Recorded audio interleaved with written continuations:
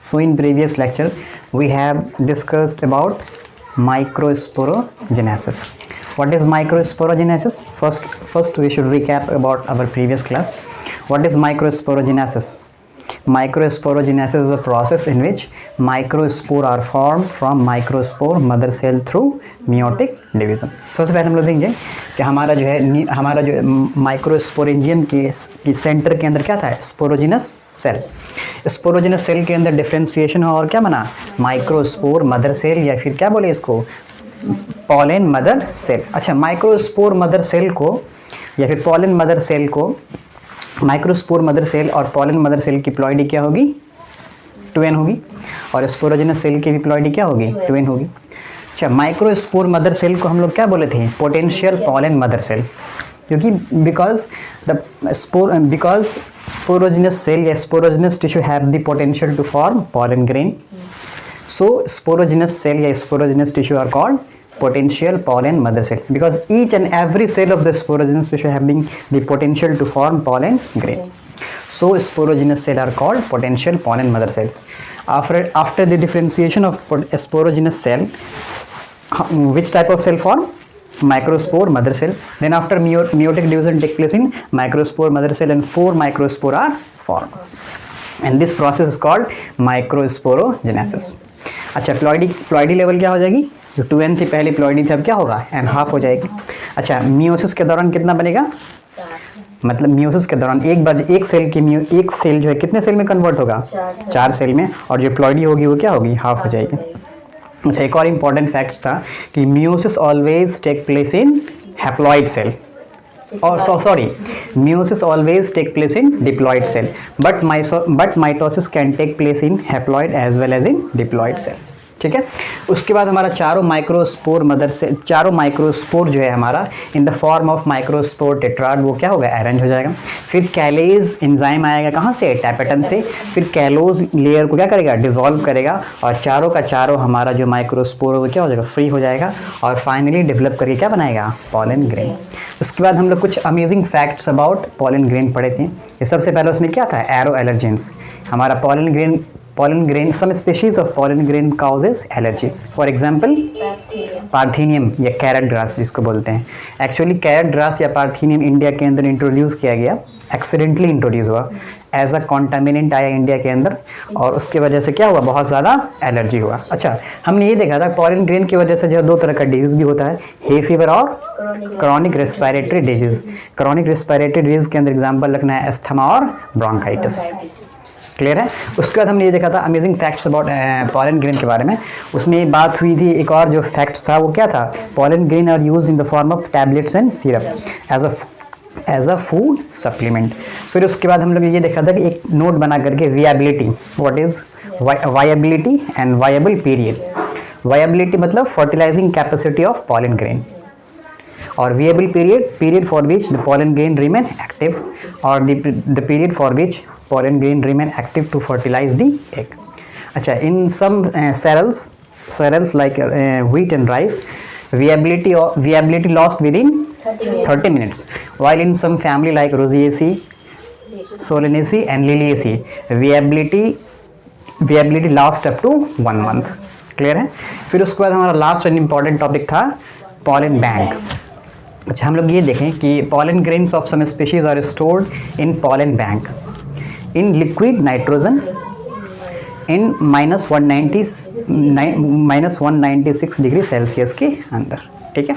अच्छा, आज हम लोग जो है ना उसके आगे पढ़ेंगे. हम लोग कौन सा टॉपिक आज हमारा होगा, structure of pollen grain and development of pollen grain. आज हमारा 2 टॉपिक होगा, structure of pollen grain and the development of pollen grain. शुरू करते हैं हम लोग.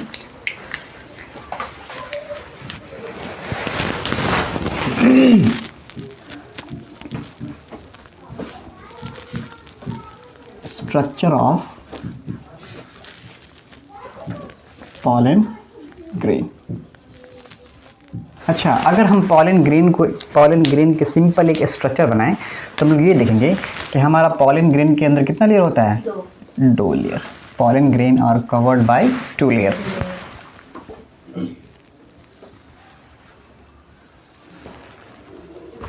The outer layer is called exine and the inner layer is called entyme.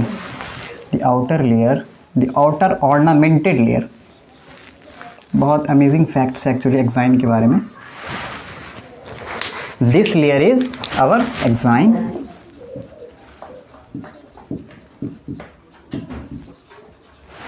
and the inner layer is intine। ठीक है। अच्छा, अब हम थोड़ा सा इंटाइन और एक्साइन के बारे में बढ़ते हैं। ठीक है, अगर मैं आप देखूं, एक हमारा पॉलन ग्रेन है,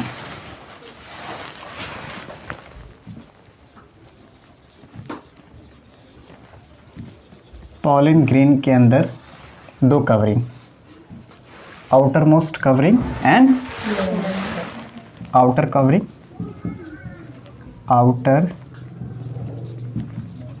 covering, and the other one is inner covering।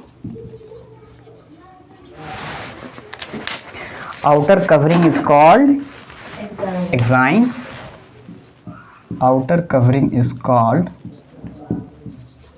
exine, and the inner covering is called intine। अच्छा, अगर हम बात करें एक्साइन के बारे में, तो एक्साइन क्या होता है हमारा? एक्साइन जो होता है वो हमारा क्या होता है? हार्ड होता है। क्या होता है? हार्ड होता है, टफ होता है, हार्ड होता है, टफ होता है। और ये जो एक्साइन है हमारा ऑर्नामेंटेड होता है। क्या होता है? Ornamented, ornamented sculptured. Sculptured means design, ornamented बोलिए फिर क्या बोले? Design. Various design are seen on exine layer. Actually NCERT ने एक बहुत इंपॉर्टेंट बात बोली है कि exine exhibit a fascinating array of patterns and design. अगर हम एक्साइन को अगर जो है माइक्रोस्कोप के अंदर एक्साइन को अगर देखें ना, बिल्कुल वाव मोमेंट है, वाव क्या बात है, मतलब इतना डिज़ाइन, इतना आर्किटेक्चर किसके अंदर? एक्साइन के अंदर। तो ये एक्साइन की क्या है? खासियत है कि अगर हम एक्साइन को अगर जो है ना माइक्रोस्कोप के अंदर देखें तो एक्साइन के अंदर क्या देखेंगे? बहुत fascinating array of patterns and design. So NCERT ने एक बहुत इंपॉर्टेंट लाइन लिखी है, exine exhibit fascinating array of patterns and design. अच्छा, ये जो हमारा आउटर कवरिंग है, हार्ड है, टफ है, ठीक है, और क्या है? डिज़ाइंड है। ठीक है। अच्छा, एक्साइन की बात की जाए, exine is made up of a chemical called sporopollenin. Made up of sporopollenin. Exine is made up of a chemical called sporopollenin. Sporopollenin, and these sporopollenin are released by tapetum. So we have seen in the function of tapetum कि one of the function of tapetum is the formation of exine of the pollen grain. The main component of exine is sporopollenin। ठीक है। अगर हम बात करें intine का, intine क्या होता है? अच्छा, अगर बात करें एक्साइन का, एक्साइन क्या होगा? थिक भी होगा। क्या होगा? Thick, because of the deposition of a chemical called sporopollenin. Actually sporopollenin is a polymer of carotenoids. आगे हम लोग पढ़ेंगे, देखेंगे, पॉलीमर ऑफ कैरोटिनॉइड्स। अच्छा, ये जो हमारा इंटाइन है वो क्या है? सबसे पहली बात क्या है? थीन है। क्या है? थीन है। देखो यहाँ थिक है, यहाँ पे क्या है? थीन है। यहाँ ये हार्ड है तो क्या है? ये सॉफ्ट है। क्या है? थीन है, सॉफ्ट है, और क्या है? इलास्टिक है। क्या है? थीन है, सॉफ्ट है, और क्या है? इलास्टिक है। और एक बहुत इंपॉर्टेंट पॉइंट ये है कि इंटाइन इज कंटिन्यूअस लेयर। क्या है? Continuous layer. Intine is continuous layer, means there is no gap in the intine layer. But if we talk about exine layer, there is some kind of aperture present on the exine layer, means some free space is present on exine layer, and that free space is called germ pore। Note बना करके एक important बात ये क्या है कि germ pore। क्या? germ pore। germ pore क्या है? a thin aperture present on exine layer। अच्छा, ये इसीलिए हम ये क्या बोल सकते हैं कि exine layer is non continuous. क्या बोल सकते हैं? Exine layer is non continuous while intine layer is continuous. Clear है बात? अच्छा, जर्म पोर क्या है? एक thin aperture, means some free spaces present on exine, means it means that sporopollenin deposition will be absent on germ pore। क्या बोल सकते हैं, germ pore is a thin aperture where sporopollenin deposition is absent. Actually exine layer is covered by sporopollenin, but some species are left behind where sporopollenin deposition is absent, and that space is called germ pore. Actually it is germ pore through which entine comes out. Actually हुआ क्या कि जब हमारा pollen grain जब क्या होगा, pollen grain के अंदर जर्मिनेशन होगी, क्या होगी, जर्मिनेशन होगी, तो ये जो एंटाइन लेयर का जो भी कंपोनेंट है ना, आगे हम लोग देखेंगे एंटाइन के अंदर जो है दो तरह का सेल बनेगा। एक बड़ा सा सेल बनेगा जिसको हम लोग क्या बोलेंगे, वेजिटेटिव सेल, और एक जो छोटा सेल बनेगा उसको हम लोग क्या बोलेंगे, generative cell. Actually it is germ pore through which intine comes out during the germination process of the pollen grain. Entine come out through germ pore in the form of pollen tube.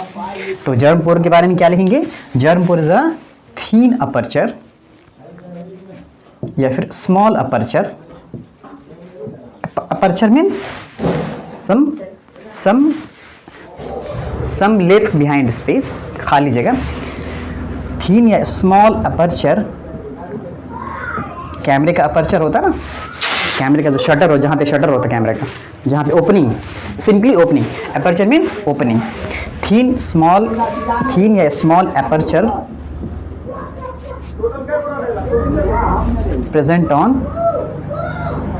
present on exine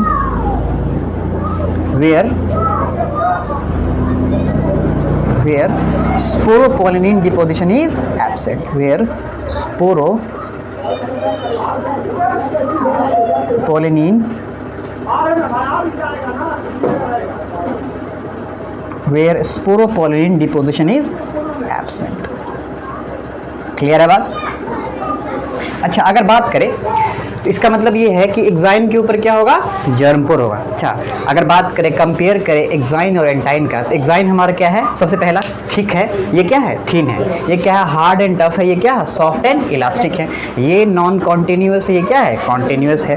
अच्छा, ये main component of exine is sporopollenin, while the main component of entine is cellulose and pectin.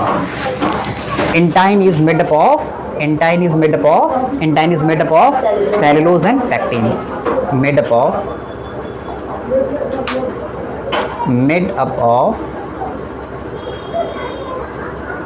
cellulose and pectin. Clear है? तो दोनों layer को compare किए, ठीक है। एक हमारा जो आउटर लेयर है उसको क्या बोलेंगे, एक्साइन, और जो इनर लेयर है उसको हम लोग क्या बोलेंगे, एंटाइन। Germ pore is present on exine. अच्छा, नोट बना करके थोड़ा सा स्पोरोपोलिन के बारे में पढ़ते हैं। ये स्पोरोपोलिन के अंदर जो है, अगर हम बात करें स्पोरोपोलिन,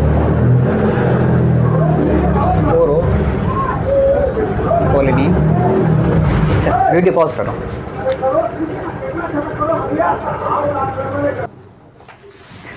अच्छा, हम थोड़ा स्पोरोपोलिन के बारे में देखते हैं। स्पोरोपोलिन के अगर बात की जाए तो, अच्छा, स्पोरोपोलिन कहाँ पे प्रेजेंट है, एक्साइन लेयर के ऊपर। कहाँ पे एब्सेंट है, जर्म पोर पे। क्या हमारे स्पोरोपोलिन का डिपोजिशन क्या है, एब्सेंट।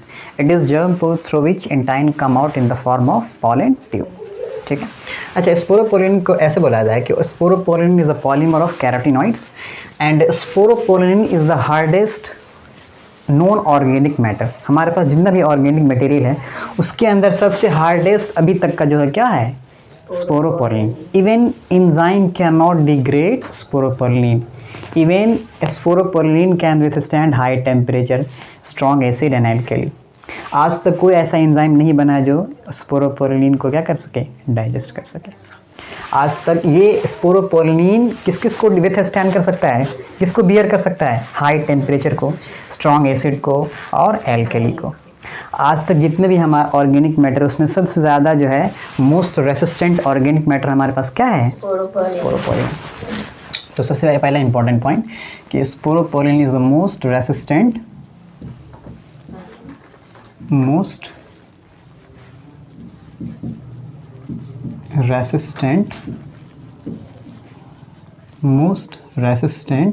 Organic material known. मतलब हमारे पास जितने भी ऑर्गेनिक मटेरियल हैं उसमें सबसे मोस्ट रेसिस्टेंट ऑर्गेनिक मटेरियल हमारे पास क्या है? स्पोरोपोलिन। अच्छा, एक टर्म आता है स्पोरोपोलिन इज नॉन बायोडिग्रेडेबल, मतलब it can not degrade, it can not degrade, मतलब ये इस स्पोरोपोलिन का क्या हो सकता है? डिकम्पोजिशन नहीं हो सकता है। नेचुरली स्पोरोपोलिन का डिकम्पोजिशन नहीं हो सकता है। There is no enzyme which can digest sporopollenin. अच्छा, कितना ज़बरदस्त है ना। इसीलिए fossils are, pollen grain are preserved as fossil because of the presence of sporopollenin in the enzyme. अच्छा, हमारे पास जो है ना पॉलन ग्रेन का फॉसिल्स है, बहुत सारा फॉसिल्स है पॉलन ग्रेन का। किस लेयर की वजह से? Because of the exine. And which composition of exine? Sporopollenin. It is sporopollenin which is responsible for the preservation of pollen grain as fossil. Clear है बात? हमारे पास जो है ना बहुत सारा पॉलन ग्रेन का फॉसिल्स है अभी प्रेजेंटली। क्या बोलेंगे इसको? एक नया टर्म बोलेंगे क्या? It is non biodegradable. It is non biodegradable, मतलब it can not be degraded. No enzyme can degrade sporopollenin. अच्छा, इसके अलावा बात करें स्पोरोपोलिन का तो हम लोग और क्या बोलेंगे? स्पोरोपोलिन के वजह से क्या है? पॉलन ग्रेन का फॉसिल। अच्छा, क्या क्या विथस्टैंड कर सकता है sporopollenin? It can withstand high temperature, withstand means bear कर सकता है, मतलब स्ट्रॉन्ग एसिड इसका कुछ बिगाड़ नहीं सकता है, ना एल्कली कुछ बिगाड़ सकता है, ना high temperature. Withstand high temperature, can withstand high temperature,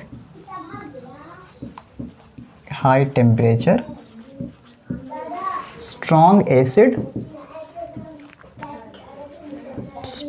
acid and lastly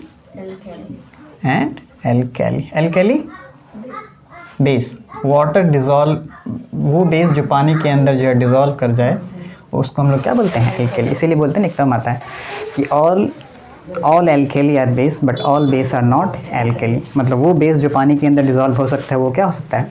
alkali. Clear? उसके अलावा हम ये नोट बना के एक पॉइंट लिखेंगे कि जो है pollen grain are preserved as fossil because of the presence of sporopollenin. pollen grain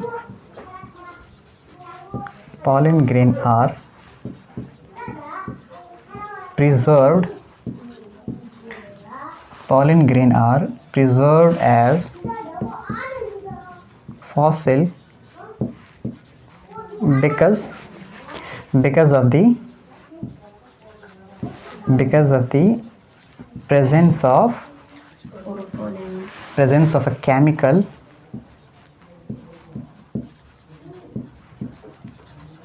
called sporopollenin.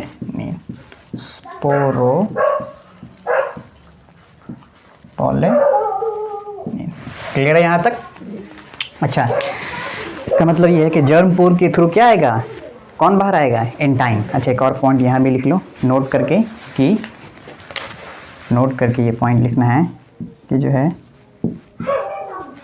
एंटाइन comes out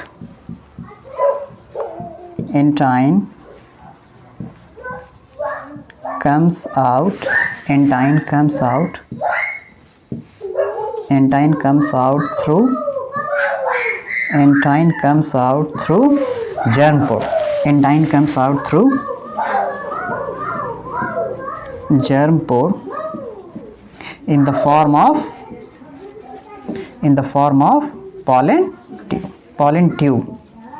मतलब एक हम देखेंगे कि जब हमारा पॉलन ग्रेन का जर्मिनेशन होगा ना, जब जो है हमारा पॉलन ग्रेन, जब हम देखेंगे कि इस पॉलन ग्रेन का हमारा अभी जो है पॉलन ग्रेन कैसा है? इमैच्योर पॉलन ग्रेन है, यंग पॉलन ग्रेन। इसके अंदर डेवलपमेंट होगी, हम लोग देखेंगे डेवलपमेंट। दो तरह का डेवलपमेंट होता है, एक होता है प्री पॉलिनेशन डेवलपमेंट, एक होता है पोस्ट पॉलिनेशन डेवलपमेंट।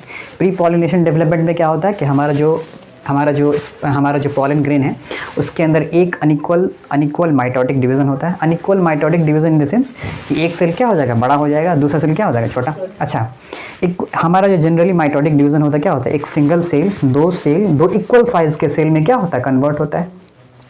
एक इक्वल सेल एक बड़ा सेल दो इक्वल साइज के सेल में क्या होता है, कन्वर्ट होता है। और जेनेटिक मटेरियल का क्या होता है, इक्वल इक्वल क्या होता है, डिवीज़न होता है। और साइटोप्लाज्म का भी क्या होता है, इक्वल इक्वल डिवीज़न होता है। अच्छा, अगर जो है न्यूक्लियस का डिवीज़न हो लेकिन साइटोप्लाज्म का डिवीज़न नहीं हो तो प्लॉइडी लेवल क्या हो जाएगी, हाई हो जाएगी। हम देखेंगे मल्टी न्यूक्लियड स्टेज आया था ना, कि एक क्या हो रहा था, ऐसी है जैसे कि घर का बंटवारा तो हो रहा है लेकिन दीवार नहीं आ रहा बीच में। मतलब कि जैसे कि एक घर का बंटवारा हो रहा है तो बंटवारा के साथ क्या होना चाहिए, दीवार आना चाहिए। दीवार आना चाहिए मतलब क्या है, अगर न्यूक्लियस का डिवीज़न हो रहा है तो सेल भी क्या होना चाहिए, अलग होना चाहिए। अगर न्यूक्लियस का डिवीज़न तो हो रहा है, न्यूक्लियस का डिवीज़न मतलब न्यूक्लियस का कंटेंट डबल तो हो रहा है, लेकिन बीच में अगर बैरियर नहीं आएगा तो क्या होगा, न्यूक्लियस कंटेंट बढ़ता जाएगा। तो वही है कि हमारा जब सेल डिवाइड करता है, जब माइटोटिक डिवीज़न होती है तो न्यूक्लियस का डिवीज़न और साइटोप्लाज्म का डिवीज़न डिस्ट्रीब्यूशन क्या होता है, इक्वल होता है। दोनों सेल के अंदर, दो डॉटर सेल के अंदर न्यूक्लियस का डिस्ट्रीब्यूशन और साइटोप्लाज्म का डिस्ट्रीब्यूशन क्या होता है, इक्वल इक्वल। तभी दो सेल कैसा बनेगा, इक्वल साइज़ का बनेगा। तो हमारा जो बेसिकली जो है माइटोटिक डिवीज़न कैसा होता है, उसके अंदर क्या होता है, इक्वल इक्वल साइज़ का दो डॉटर सेल बनता है। लेकिन जब हमारा पॉलन ग्रेन के अंदर डेवलपमेंट होगी तो हमारा क्या होगा कि हमारा पॉलन ग्रेन के अंदर कैसा डिवीज़न होगा, अनइक्वल माइटोसिस होगा। तो क्या होगा, साइटोप्लाज्म एक को साइटोप्लाज्म ज़्यादा मिल जाएगा और न्यूक्लियस भी क्या मिलेगा, ज़्यादा मिलेगा। एक को क्या मिलेगा, साइटोप्लाज्म भी कम मिलेगा और न्यूक्लियस भी क्या मिलेगा, कम मिलेगा। जिस सेल को ज़्यादा साइटोप्लाज्म मिला और जिसका न्यूक्लियस बड़ा हो गया उसको हम लोग क्या बोलेंगे, वेजिटेटिव सेल। और एक सेल ऐसा भी होगा जिसके अंदर क्या होगा, न्यूक्लियस छोटा होगा और उसके अंदर छोटा साइटोप्लाज्म होगा, उसको हम लोग क्या बोलेंगे, जेनरेटिव सेल। तो बात कहाँ पे चल रही थी कि हमारा पॉलन ट्यूब क्या है, पॉलन ट्यूब। हाँ, पॉलन ट्यूब क्या, सबसे पहले ये होगा कि हमारा जब ये पॉलन ग्रेन जो है ना टू सेल्ड स्टेज के अंदर जब पॉलन ग्रेन कहाँ जाएगा, पॉलन ग्रेन कहाँ पे लैंड करेगा, पॉलिनेशन के थ्रू स्टिग्मा पे लैंड करेगा। तो स्टिग्मा पे लैंड करेगा तो सबसे पहले पॉलन ग्रेन के अंदर जो है क्या होगा, पॉलन ग्रेन क्या एब्जॉर्ब करेगा, इंटाइन के ऊपर गया, इंटाइन के ऊपर से जो है ना शुगर एब्जॉर्ब करेगा। क्या एब्जॉर्ब करेगा, शुगर एब्जॉर्ब करेगा। तो ये जो हमारा इंटाइन है वो क्या होगा, फूल जाएगा, स्वेलअप कर जाएगा। और वो जहाँ पे जगह खाली रहेगा, जगह खाली कहाँ पे है, जर्मपोर, पता है ना, सिंपल सी बात है। हम जो अंदर का जो मटेरियल है उसको अगर हमको बाहर निकालना, कहीं ना कहीं नेचुरली जगह तो खाली होना चाहिए ना। अगर सोचो कि नेचुरली अगर जो है बाय गॉड गिफ्टेड जो है अगर हमारा पूरे लेयर पे जो है स्पोरोपोलिन हो जाता तो एंटाइन बाहर आ ही नहीं पाता, फर्टिलाइजेशन हो ही नहीं पाता। इसीलिए जो है जर्मपोर वो जगह है जिसके थ्रू एंटाइन बाहर आता है और उसी के थ्रू क्या होता है, आगे जा करके फर्टिलाइजेशन होती है। तो जब ये शुगर कंटेंट एब्जॉर्ब करेगा एंटाइन के ऊपर, जैसे शुगर कंपोनेंट एब्जॉर्ब करेगा, ठीक है, तो क्या होगा कि हमारा एंटाइन स्वेलअप करेगा। और स्वेलअप करेगा मतलब उसका वॉल्यूम जो है एंटाइन, ये जो है कितना वॉल्यूम, हमारा जो इनसाइड द पॉलन एंटाइन का वॉल्यूम क्या है, फिक्स है। अभी एक्स्ट्रा शुगर जैसी कंटेंट एब्जॉर्ब करेगा तो क्या करेगा, वॉल्यूम बढ़ेगा तो कहीं ना कहीं से वो क्या प्रेशर क्या होगा, रिलीज होगा। और किसके थ्रू बाहर आएगा, एंटाइन जर्मपोर के थ्रू बाहर आएगा। और किस फॉर्म में आएगा जर्मपोर के through, in the form of pollen tube. ये जो है ना इन the form of pollen tube. कौन बाहर आएगा, एंटाइन comes out through germ pore in the form of pollen tube. Clear है यहाँ तक? वीडियो पॉज करो, इसके बाद देखते हैं, ठीक है आगे। अच्छा, तो अब हम लोग देखेंगे कि development of pollen grain.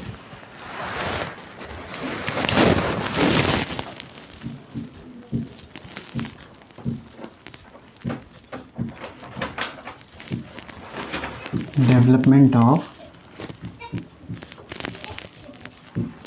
Pollen. अच्छा, pollen grain represent male gametophyte. हाँ, pollen grain represent male gametophyte. अच्छा, हमारा जो डेवलपमेंट है पॉलन ग्रेन का वो दो स्टेज में होता है। एक होता है कब, पॉलिनेशन से पहले, एक होता है पॉलिनेशन के बाद। क्या बोला मैं, there is two stage where the development of pollen grain take place, one before the pollination and other after the pollination. One before the pollination mean कहाँ पे होगा, किसके अंदर, माइक्रोस्पोरेंजियम के अंदर। क्या बोलेंगे, जब अगर पॉलिनेशन से पहले कहाँ पे है हमारा पॉलन ग्रेन, माइक्रोस्पोरेंजियम जो पॉलन सैक के अंदर है। एक कहाँ पे होगा आफ्टर द पॉलिनेशन, मतलब कहाँ पे, स्टिग्मा पे। क्लियर है बात?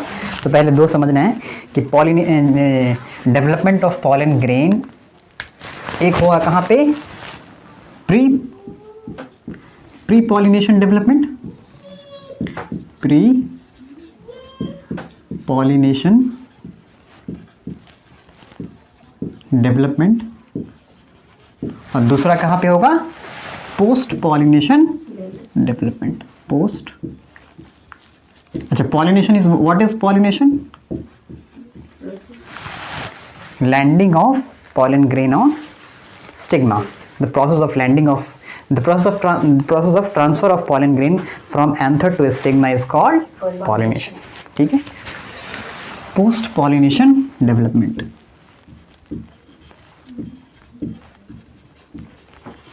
अच्छा, प्री पॉलिनेशन डेवलपमेंट कहाँ पे होगा, माइक्रोस्पोरेंजियम के अंदर। अगर बात करें पोस्ट पॉलिनेशन डेवलपमेंट तो कहाँ पे होगा, स्टिग्मा के अंदर। ठीक है, ये कहाँ पे होगा, माइक्रोस्पोरेंजियम या पॉलन सैक बोलेंगे। एक्चुअली हमारा माइक्रोस्पोरेंजियम आगे जाके किसमें बदलेगा, पॉलन सैक के अंदर। जब एक बार हमारा जितना का स्पोरोजिनस सेल है वो किसमें कन्वर्ट हो जाएगा, पॉलन ग्रेन के अंदर। ठीक है, तो ये बोल सकते हैं हम लोग कि हमारा जो है ये कहाँ पे होगा, पॉलन सैक के अंदर। कहाँ पे, पॉलन सैक के अंदर। कहाँ पे डेवलपमेंट हो रही है, पॉलन सैक के अंदर, या फिर ऐसे ही बोल सकते हैं किसके अंदर, एंथर के अंदर बोल सकते हैं। लेकिन पोस्ट पॉलिनेशन डेवलपमेंट कहाँ पे होगा, स्टिग्मा पे। कहाँ पे होगा, stigma. Stigma is the landing platform for, या फिर रिसेप्टिव स्ट्रक्चर, या फिर receiving structure for pollen grain which are present on female gametophyte stigma. Okay, take place on stigma. Clear है बात? अच्छा, हम लोग देखेंगे एक्चुअली हमारे पास जो है ना दो तरह का जो है, अगर बात करें हमारे पास जितने भी प्लांट हैं इन एमंग एंजियोस्पर्म, इस चैप्टर में जो है ना हमारा फोकस कहाँ पे है, we study about the sexual reproduction in angiosperm. तो हम लोग देखेंगे हमारा जो है ना एंजियोस्पर्म के अंदर जो है ना दो क्लास है। डेवलपमेंट की बात करिए पॉलन ग्रेन के अंदर, एक होता है कि एक के अंदर जो है ना डेवलपमेंट, एक के अंदर पॉलिनेशन जो है 2 सेल स्टेज में होती है, दूसरे के अंदर कितने में होती है, 3 सेल स्टेज के अंदर होती है। मैंने क्या बोला कि 60% angiosperm, in 60% angiosperm pollination take place in only 2 cell stage, while in remaining 40% among angiosperm pollination take place in 3 cell stage। इसका मतलब ये हुआ कि प्री पॉलिनेशन डेवलपमेंट में मेजरली कहाँ पे होगा, मेजरली प्री पॉलिनेशन डेवलपमेंट में सेल कितना स्पेस हो जाएगा, 2 सेल स्टेज। कितने परसेंट है, 60% के अंदर। बाकी 40% के अंदर क्या होगा, 3 सेल स्टेज के अंदर। ठीक है, इसके अंदर ये लिखेंगे प्री पॉलिनेशन डेवलपमेंट में, बोलेंगे नोट बना करके, क्या बोलेंगे, इन 60% angiosperm, in 60% angiosperm pollination take place only in 2 cell stage। pollination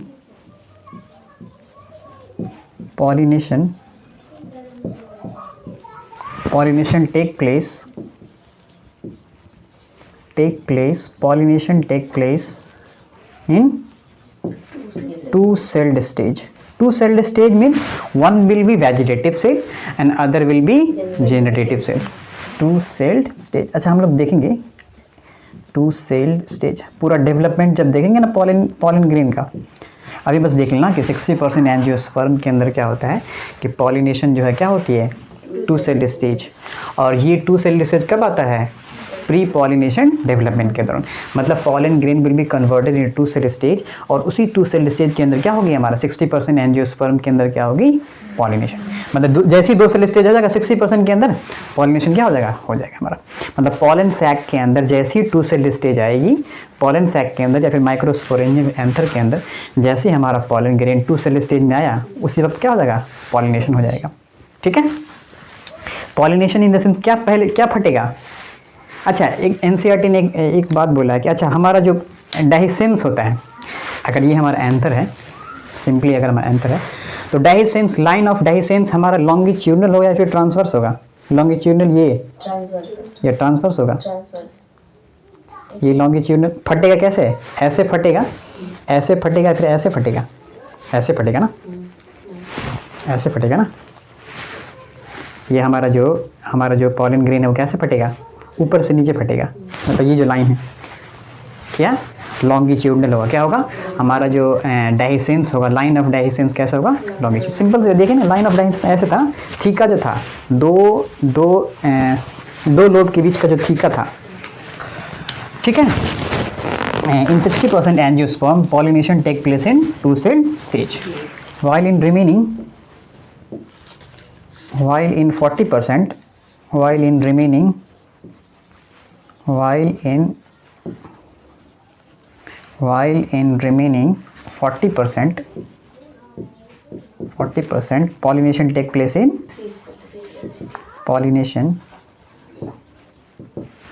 pollination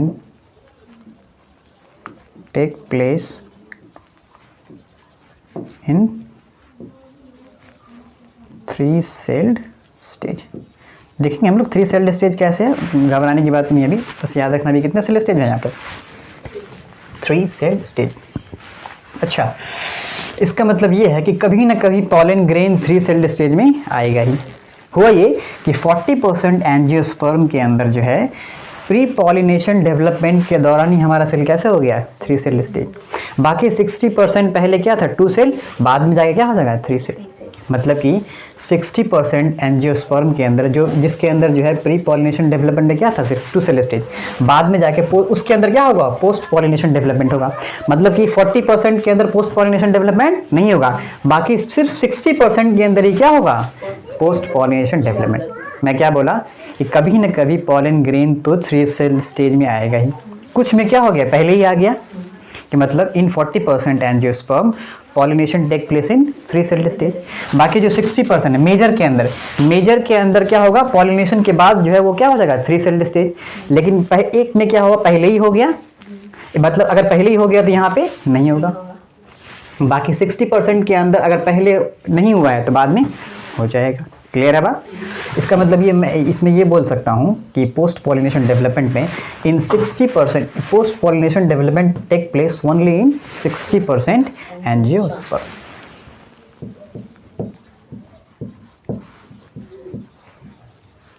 post pollination development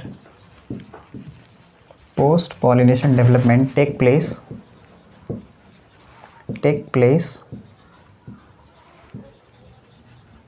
only in 60% angiosperm, while in remaining 40% angiosperm post pollination development will not take place। Actually एक में पहले ही हो गया, दूसरे में क्या होगा? बाद में होगा। ठीक है। अच्छा, अगर हम देखें, वीडियो स्टॉप करना। अच्छा, हम लोग देखते हैं कि pre pollination development in pollen grain. Pre pollination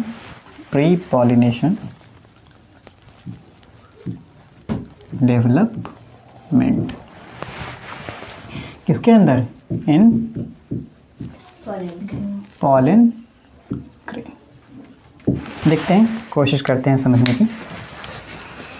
अच्छा, सबसे पहले जो हमारा यंग पॉलन ग्रेन था, कैसा था?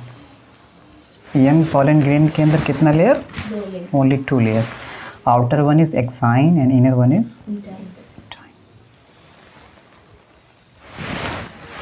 ये हमारा कौन सा लेयर हो गया? एक्साइन। और ये हमारा क्या हो गया? एंटाइन। अच्छा, इसी एंटाइन के अंदर क्या था? एक छोटा सा न्यूक्लियस। ठीक है, क्लियर है बात?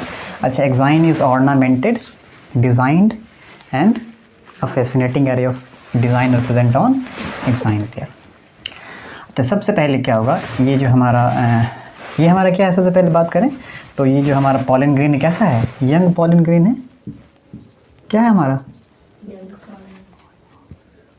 यंग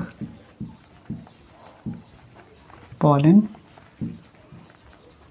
ग्रेन है। सबसे पहले क्या होगा कि in the nucleus of pollen grain unequal mitotic division take place. क्या होगा, मैंने क्या बोला एक तो unequal mitotic division take place in pollen grain. क्या बोला मैं, अनइक्वल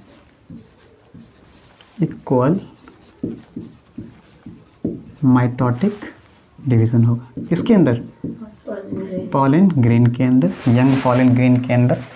अनइक्वल माइटोटिक डिवीज़न की वजह से क्या होगा कि जो है एक सेल, जो हमारा जो सेल है ना इन पॉलन ग्रेन के अंदर जो हमारा सेल है उसके अंदर अनइक्वल माइटोटिक डिवीज़न होगी, जिसकी वजह से क्या होगी, एक सेल क्या होगा, बड़ा बनेगा, दूसरा सेल कैसा बनेगा, छोटा। Unequal mitotic division in the sense कि हमारा साइटोप्लाज्म का भी डिवीज़न क्या होगा, अनइक्वल होगा, और हमारा जो न्यूक्लियस का भी डिवीज़न क्या होगा, अनइक्वल होगा, जिसके वजह से जो है ना हमारा कितना तरह का कैसा सेल बनेगा, 2 सेल स्टेज में आ जाएगा हमारा सेल।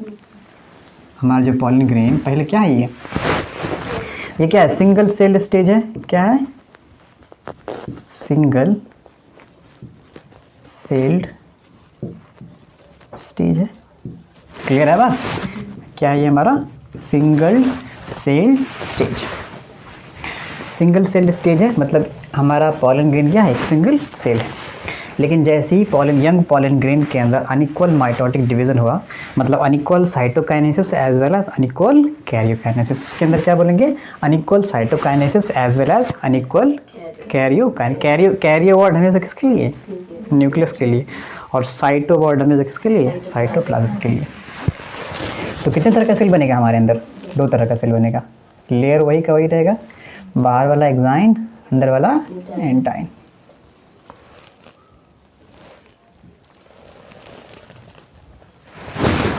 अच्छा,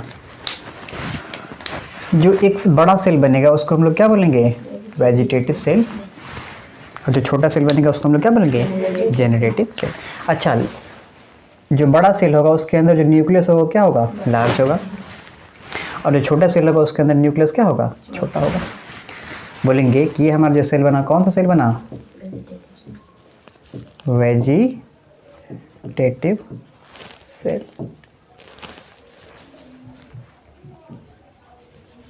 वेजिटेटिव सेल क्या है हमारा, एक तो लार्ज है, क्या है, लार्ज है, उसके अंदर क्या है, large irregular nucleus, large irregular shape nucleus, मतलब उसका शेप जो है ना फिक्स नहीं होगा। इस अगर बात करें ये वाला जो हमारा वेजिटेटिव सेल है, वेजिटेटिव का जो सेल का जो न्यूक्लियस है वो क्या है, इरेगुलर शेप का है, ठीक है, लार्ज इरेगुलर न्यूक्लियस। और दूसरा हमारा कैसा सेल है, इसको हम लोग क्या बोलेंगे, जेनरेटिव सेल। क्या है ये, जेनरेटिव सेल।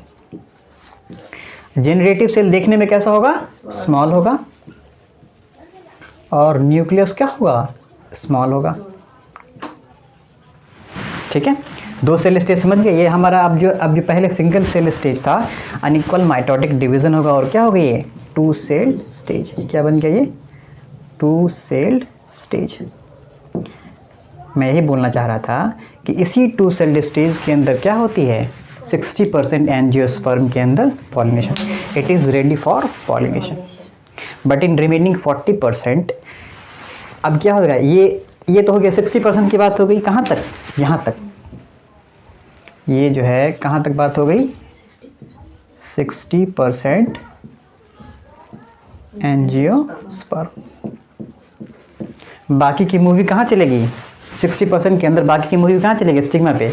लेकिन बाकी का अगर इसके आगे वाला स्टेज, अब क्या होगा, ये जो हमारा जेनरेटिव सेल है, क्या ये जेनरेटिव सेल क्या करेगा, माइटोटिक डिवीज़न करेगा, एक और बार क्या करेगा, माइटोटिक डिवीज़न करेगा। ये खेल कहाँ पे चल रही है, अगर बात करें ये खेल अगर चल रही है पॉलन सैक के अंदर, पॉलन सैक के अंदर खेल चल रही है, तो ये खेल पहले हो जाएगा किसके अंदर, ये जो अभी अगर बात करें, अभी हम कहाँ पे है, सिर्फ अगर हम एंथर नहीं पहुँचे हैं, अगर हम जो है स्टिग्मा पे नहीं पहुँचे हैं, तो 40% के अंदर पहले हो जाएगा कि हमारा जेनरेटिव सेल क्या करेगा, माइटोटिक डिवीज़न करेगा, और क्या बनेगा, 2 non motile male gamete, 2 non motile male gamete बनाएगा।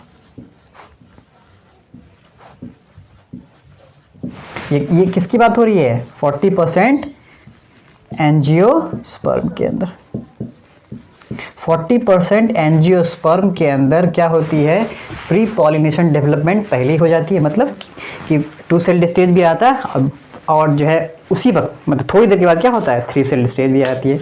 लेकिन अगर बात करें 60% के अंदर, तो 60% के अंदर आगे जो ये किस में कन्वर्ट होगा? 3 सेल्ड स्टेज में। किसमें? 3 सेल्ड स्टेज में कन्वर्ट होगा। और ये जो कहानी होगी कहाँ पे चलेगी? स्टिग्मा पे चलेगी। कहाँ पे चलेगी? स्टिग्मा पे। कौन सा कहानी? कि जो हमारा एक जेनरेटिव सेल, 1 जेनरेटिव सेल कितना माइटोटिक डिवीजन कर क्या बनेगा? 2 नॉन मोटाइल मेल गैमेट। और उसमें भी स्टिग्मा में भी कहाँ पे? पॉलन ट्यूब के अंदर। जब पॉलन ट्यूब जब बनेगा ना, जब हमें पता है कि एंटाइन बाहर आएगा इन the form of pollen tube.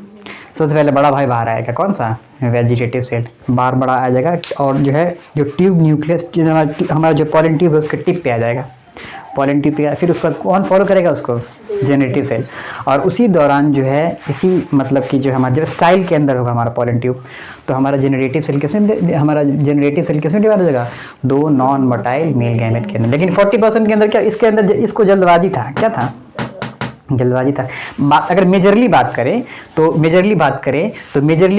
तो प्री पॉलिनेशन डेवलपमेंट भी होता है पॉलन ग्रेन के अंदर और पोस्ट पॉलिनेशन डेवलपमेंट भी किया। लेकिन अगर माइनरली बात करें, माइनर ऑफ द एंजियोस्पर्म कि जो हमारा सिर्फ क्या होता है? Pre pollination development. मतलब इस 40% एंजियोस्पर्म के अंदर क्या होगी? Only pre pollination development. मतलब development of pollen grain completed in pre pollination stage. बोल सकते हैं in 40% angiosperm development of pollen grain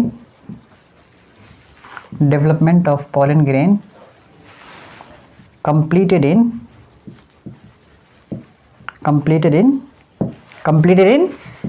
pre-pollination development. देखो बात समझ में आ रही है, इसलिए हम थोड़ा लेवल उठा रहे हैं, ठीक है। अगर बात समझ में नहीं आएगी तो हम लेवल को जो है थोड़ा डाउन कर देंगे। समझ में यहाँ तक बात समझ में आ रही है? बात मैं क्या कह रहा हूँ कि एक के अंदर कहानी पहले ही कंप्लीट हो जा रही है, दूसरे के अंदर कहानी बाद में हो जा रही है। मतलब इन 40% मतलब मेजर हो गया ना, 6:4 का रेशियो हो गया। 6:4 का रेशियो मतलब 3:2 का हो गया। मतलब 5 प्लांट में से 3 प्लांट में क्या होगा? 5 प्लांट में से 3 प्लांट में क्या होगा कि प्री पॉलिनेशन डेवलपमेंट भी होगा, पोस्ट पॉलिनेशन डेवलपमेंट भी होगा। लेकिन 5 में से 2 प्लांट के अंदर क्या होगा? Only pre pollination development. मतलब उसके वो जैसे ही ये स्टेज करेगा, कि हम इंतज़ार क्यों करेंगे? हम जो है हम ये इंतज़ार नहीं करेंगे कि स्टिग्मा पे जाएंगे, फिर हमारा जो है कौन सा पॉलन ट्यूब बनेगा, फिर वो वहाँ जाएंगे, उसके बाद जो है वो डिवाइड करेंगे।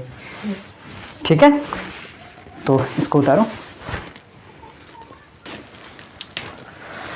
तो हमारा जो पॉलन ग्रेन है वो कितने तरह का हो गया? पॉलन ग्रेन 2 तरह का हो गया। एक हो गया 2 सेल्ड स्टेज वाला और एक हो गया 3 सेल्ड स्टेज वाला। 2 sailed stage pollen grain and the other one is 3 sailed stage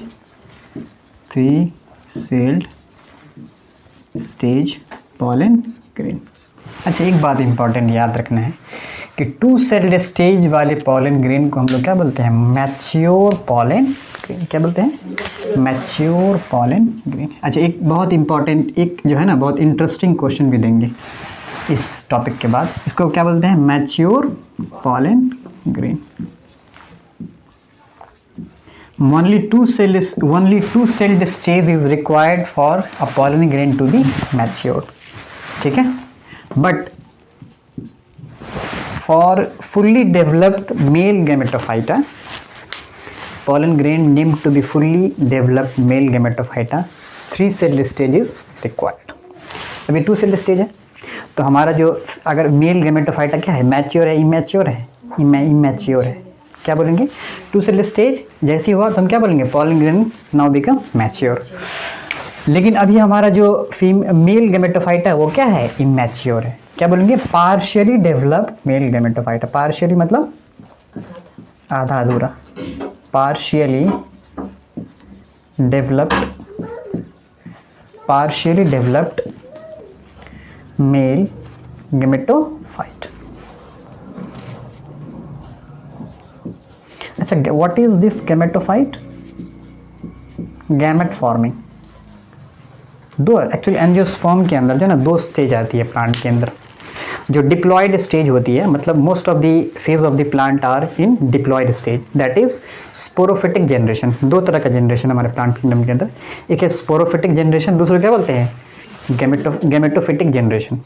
gametophytic मतलब जितनी देर में गैमेट बनता है, डिप्लॉयड हैप्लॉयड स्टेज वाला, जैसे गैमेट बना जितनी देर में, तो वो कौन सा स्टेज होता है? Gametophytic stage. एक होता है स्पोरोफिटिक स्टेज जो डिप्लॉयड वाला स्टेज है।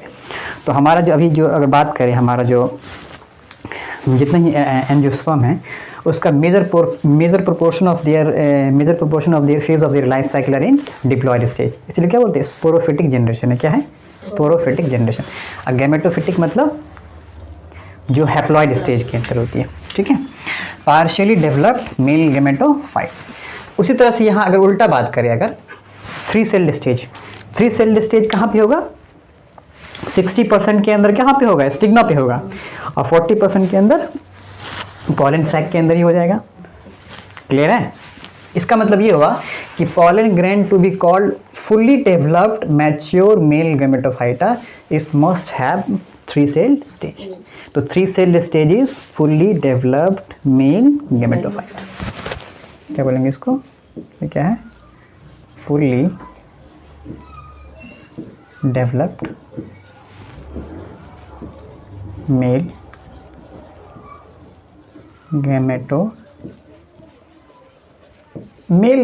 Gametophyte simply mean gamete forming stage. Sporophytic generation, spore forming stage. ठीक है, तो फुल्ली डेवलप्ड मेल गेमेटोफाइटा के लिए क्या कंडीशन है कि हमारा क्या होना चाहिए? Three celled stage. इसका मतलब ये हुआ कि 40% of the angiosperm, pollen grain of 40% of the angiosperm become fully developed in pollen sac. Clear है? मैं क्या बोल रहा हूँ समझने की कोशिश करना। In 40% of the angiosperm, pollen grain become fully developed male gametophyta in pollen sac, while in remaining 60%, pollen grain fully developed male gametophyte on stigma. Clear है?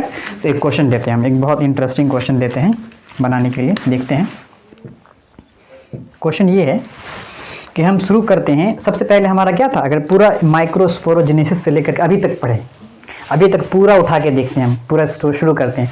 तो कहानी फिल्म की शुरुआत हुई थी हमारा माइक्रोस्पोरेंजियम से, चारों लेयर से शुरू हुई थी। चारों लेयर के बीच में क्या था? Sporogenous tissue. ठीक है, actually all the four layer of the microsporangium के अंदर मिडिल के अंदर क्या था? स्पोरोजेनस सेल या स्पोरोजेनस टिश्यू। उसका क्या होगा? वही हमारा क्या था? Potential pollen mother cell. अब जैसे जैसे हमारा पोटेंशियल पॉलन मदर सेल या फिर स्पोरोजेनस टिश्यू किस में कन्वर्ट हुआ? माइक्रोस्पोर मदर सेल या पॉलन मदर सेल के अंदर डिफरेंशिएशन हो गया। और जो सेल पॉलन ग्रेन बनाने के लिए रेडी हो गया उसको हम लोग क्या बोलेंगे? पॉलन मदर सेल या फिर माइक्रोस्पोर मदर सेल। देखना कहाँ पे अभी कुछ नहीं हुआ, डिफरेंशिएशन हुआ, नो डिवीजन। उसके बाद माइक्रोस्पोर मदर सेल के अंदर क्या हुआ? मियोटिक डिवीजन हुआ और क्या बना? 4 microspore. all those 4 microspore are arranged in the form of microspore tetrad. Microspore tetrad simply the cluster of 4 microspore joined together with the help of Callus band. Callus enzyme आएगा और dissolve करेगा इसको, Callus band को। ठीक है, चारों क्या हो गया अलग। अब देखना, चारों अलग होकर क्या हो गया? बाहर वाले लेयर को थोड़ा सा डेवलप करेगा, तो बाहर वाले लेयर में क्या आ जाएगा हमारा? बाहर वाले लेयर को हम लोग क्या बोलेंगे? एक्साइन। अंदर वाले लेयर को क्या बोलेंगे? एंटाइन। उसके अंदर सिर्फ अभी क्या है? एक न्यूक्लियस है। देखे थे, एक न्यूक्लियस। फिर जैसे ही थोड़ी देर के बाद क्या होगा कि हमारा जो है हमारा क्या होगा? Unequal mitotic division. पहले बार देख लिए, एक मियोसिस देख लिए कब? जब एमएमसी किस में कन्वर्ट हुआ? माइक्रोस्पोर में। एक एमएमसी हुआ, एक मियोसिस हो गया। पहला माइटोसिस कब हो रहा है? कि जब हमारा सिंगल सेल्ड पॉलन ग्रेन किस में कन्वर्ट हो रहा है? 2 सेल्ड पॉलन ग्रेन के अंदर। पहला मियोसिस वहाँ हुआ, पहला मियोसिस हो गया। मियोसिस पहली बार वहाँ पे कब हुआ? जब गैमेट बना। पहला माइटोसिस कब हुआ? जब हमारा 1 सेल्ड स्टेज पॉलन ग्रेन किस में कन्वर्ट हुआ? 2 सेल्ड पॉलन ग्रेन के स्टेज। क्लियर है बात? अच्छा, अगर बात करें, अगर हमारा जैसे ही 2 सेल्ड स्टेज आ गया, क्या आ गया? टू सेल्ड स्टेज जैसे ही आ गया हमारा पॉलन ग्रेन, तो हमारा जो पॉलन ग्रेन क्या हो गया, मैच्योर हो गया। कितना हो गया? तो हम एक क्वेश्चन आ सकता है, for the development of mature pollen grain how many meiosis and how many mitosis take place? One meiosis and single mitosis take place. But question आता है कि for the development of fully matured male gametophyte how many meiosis and how many mitosis? पहला mitosis हो गया, to cell stage आ गया, to cell stage से कब आएगा, थ्री सेल स्टेज में आएगा, तो एक माइटोसिस वहाँ भी होगा। तो for the development of fully mature male gametophyte single अच्छा मियोसिस हमेशा एक ही बार होगा, गैमेट बनेगा तभी, लेकिन माइटोसिस क्या हो सकता है, अगर टू सेल स्टेज है तो एक बार, अगर थ्री सेल स्टेज है तो दो बार। देखो सिंपली इसको ऐसे समझो कि MMC माइक्रोस्पोर मदर सेल किस में कन्वर्ट हुआ, माइक्रोस्पोर के अंदर। किस में कन्वर्ट हुआ, माइक्रोस्पोर के अंदर। ये माइक्रोस्पोर डेवलप करके क्या बनाया, पहले क्या बनाया, single celled pollen grain, single celled pollen grain. ये सिंगल सेल्ड पॉलन ग्रेन के अंदर सबसे देखिए यहाँ पे क्या हुआ, यहाँ पे हमारा क्या हुआ है, मियोसिस फर्स्ट। यहाँ पे तो कुछ नहीं हो रहा है, ये जैसे ही टू सेल्ड स्टेज में आ रहा है, टू सेल्ड स्टेज में आया, याद आ रहा है टू सेल्ड स्टेज कैसे हुआ था, एक बड़ा सा सेल बना था, अनइक्वल माइटोटिक डिवीजन हुआ था, साइटोप्लाज्म का भी अनइक्वल डिवीजन हुआ था, न्यूक्लियोप्लाज्म का भी अनइक्वल डिवीजन हुआ था। लेकिन अच्छा बात करें, डिवीजन तो हुआ, लेकिन क्या बात करें कि न्यूक्लियस का डिवीजन अलग अलग तो हुआ, लेकिन न्यूक्लियस का जो जेनेटिक मटेरियल है उसका डिवीजन क्या होगा, इक्वली होगा। अगर सेट का बात करें, क्रोमोसोम का नंबर बात करें, तो वेजिटेटिव सेल और जनरेटिव सेल के अंदर क्या होगा, अगर मान लो 20 है तो क्या मिलेगा, 10 उसको मिलेगा, 10 उसको मिलेगा। लेकिन न्यूक्लियस का जो कंपोनेंट है, न्यूक्लियोप्लाज्म है, बाकी का जो कंपोनेंट उसके अंदर क्या, एक बड़ा हो जाएगा, दूसरा क्या हो जाएगा, छोटा हो जाएगा। इट डजंट मीन दैट कि जो है न्यूक्लियस हाफ हो जाएगा। न्यूक्लियस का जो सिर्फ जेनेटिक मटेरियल तो हाफ नहीं होगा, लेकिन उसके अलावा जो भी कंपोनेंट है, न्यूक्लियोप्लाज्म, न्यूक्लियोलस है, वो क्या हो जाएगा, हाफ हो जाएगा। ठीक है, तो वन सेल्ड पॉलन ग्रेन किस में कन्वर्ट होगा, टू सेल्ड पॉलन ग्रेन के अंदर। अच्छा यहाँ पे क्या हो रहा है, माइटोसिस हो रहा है। क्या हो रहा है, माइटोसिस। वो भी कैसा माइटोसिस, अनइक्वल माइटोसिस, जिसके वजह से जो है ना टू सेल स्टेज हो रहा है। इसके अंदर क्या हो रहा है, एक क्या बन रहा है, वेजिटेटिव सेल, दूसरा कैसा बन रहा है, जेनरेटिव सेल। अब जो है ये कहानी किसकी है, 60% एंजियोस्पर्म की कहानी है। बाकी ये खेल कहाँ पे चलेगा, स्टिग्मा पे, लेकिन 40% वाले को थोड़ा सा जल्दीबाजी है। तो क्या कर लिया, two cell stage will be converted into, एक और बार क्या होगा, माइटोटिक डिवीजन होगा, एक और बार क्या होगा, माइटोसिस होगा, और क्या होगा, टू नॉन मोटाइल किसके अंदर होगा, मतलब ये सिंपली बता दें, थ्री सेल स्टेज हो जाएगा, कैसा हो जाएगा, थ्री सेल स्टेज हो जाएगा, थ्री सेल स्टेज हो जाएगा। मतलब इसके दौरान क्या होगा कि हमारा जो जेनरेटिव सेल है वो डिवाइड करके क्या बनेगा, two non motile male gamete. यहाँ तक क्लियर है।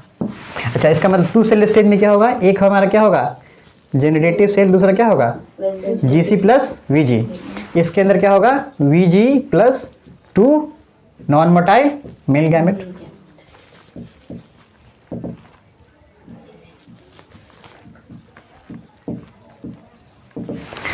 तो क्वेश्चन मेरा तो हम तो भूल गए, क्वेश्चन क्या था कि जो है मैं ये सिंपली पूछ रहा हूँ कि एमएमसी से क्या बनाने के लिए, mature pollen grain, mature pollen grain बनाने के लिए कितना मियोसिस कितना माइटोसिस, वन मियोसिस टू। कहाँ अभी तो टू सेल स्टेज है ना, mature pollen grain is two celled stage.